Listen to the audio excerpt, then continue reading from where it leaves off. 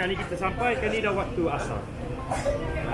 So kita akan semayang lepas isyak malam ni. Sekarang ni kita akan masuk check in di hotel. Semua barang-barang kita akan diuruskan dia akan hantar ke bilik kita. So alhamdulillah. Lagi sekali saya boleh memang pujuk service Rayhar. Bag kita tak payah jaga pun, dia akan hantar je semua kat bilik. Lepas isyak kita akan turun pukul 8.45, kita akan kumpul dekat lobi dan kita akan bergerak berjemaah kepada Masjidil Haram untuk menunaikan ibadah umrah wajib.